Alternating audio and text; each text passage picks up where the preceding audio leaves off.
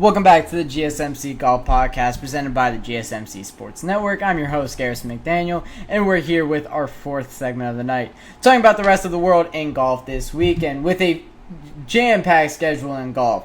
We have Live Golf Tour, we have PGA Tour, we have European Tour, we have, I'm pretty sure the DP World Tour is on, in Scotland because it is the merger event with the DP World Tour with the Genesis Scottish Open, but still many other tours going on. I think I saw something from, I think it was CBS on Golf. They said that there were 7 events going like all the way down to amateurs this weekend, so a lot happening.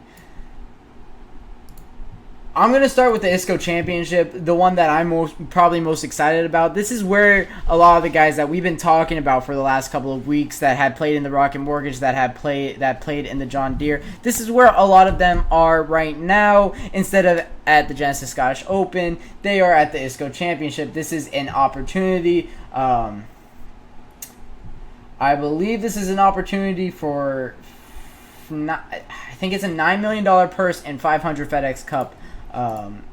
Or it's a $4 million purse and 300 FedEx Cup points up for grabs. Recent winners: Grayson Murray has won this event. Seamus Power has won this event. This event dates back all the way to 2014-2015.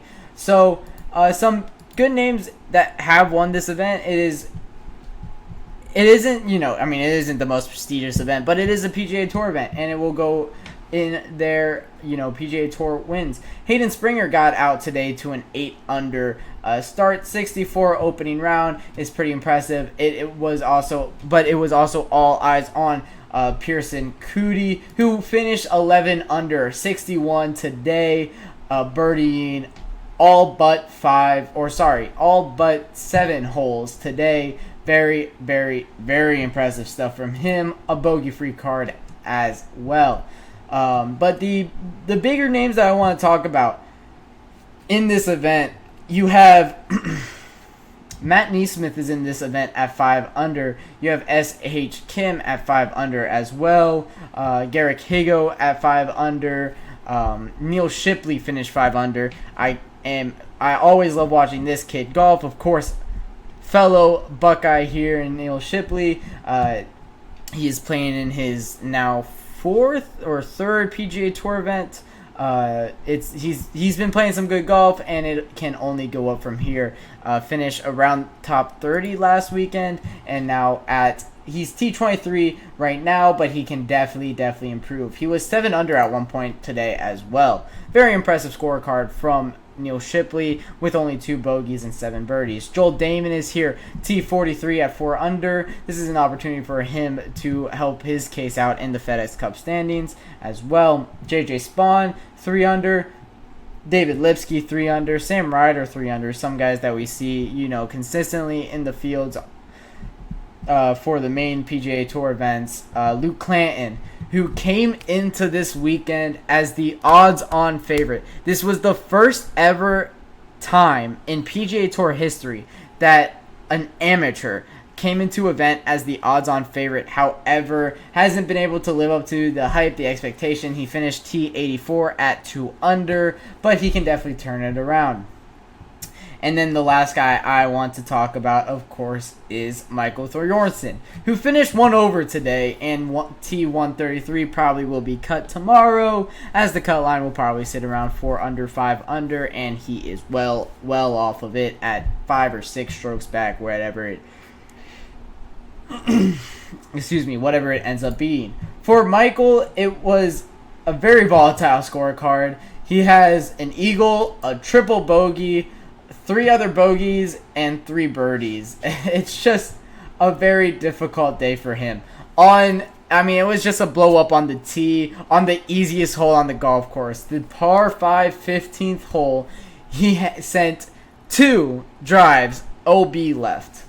And then his 3rd drive for his 5th shot, he ended up in the rough on the same side that he went OB almost, or that he went OB twice on. For Michael Thorbjornsen, it could have been a way better card, but a kind of blow up on 15 led to a more difficult day than really he wanted. But that is the other PGA Tour event that is running parallel to the Genesis Scottish Open.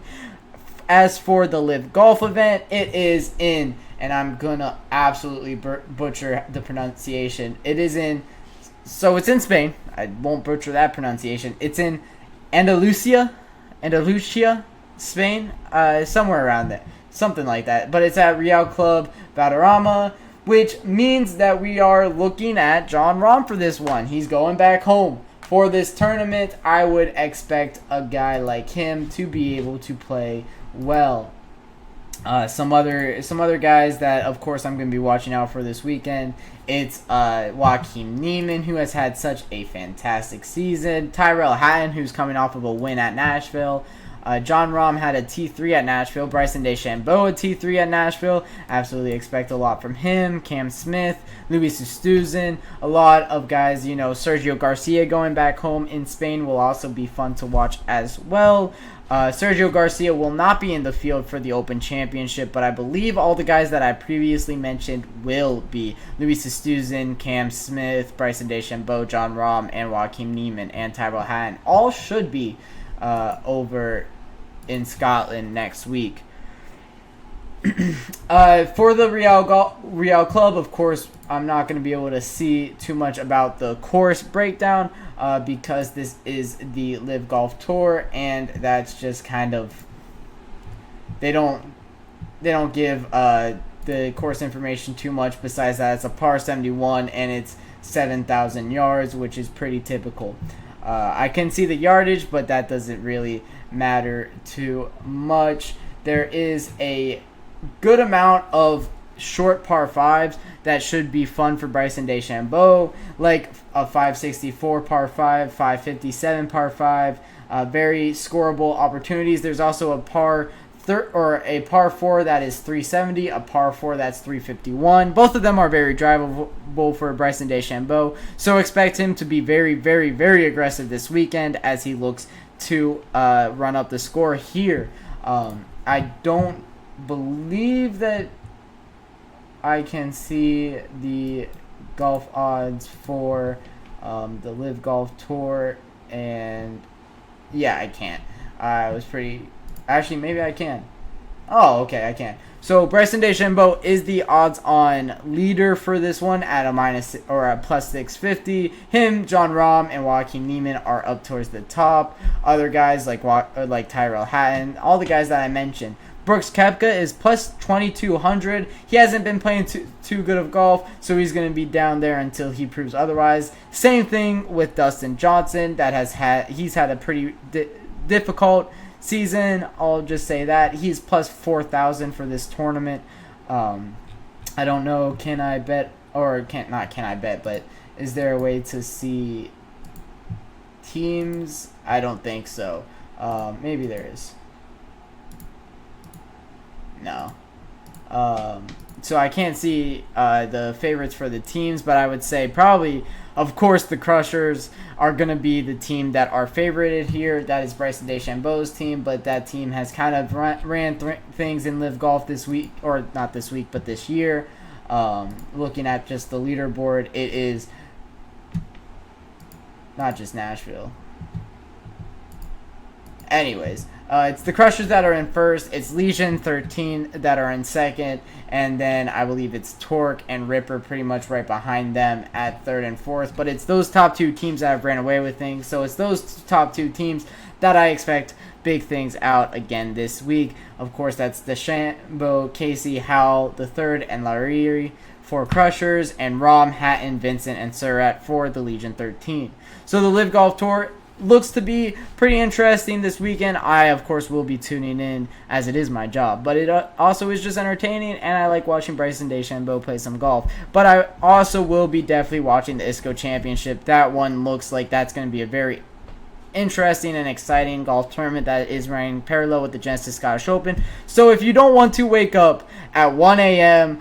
to watch the Genesis Scottish Open, nobody's going to blame you. That's completely fair.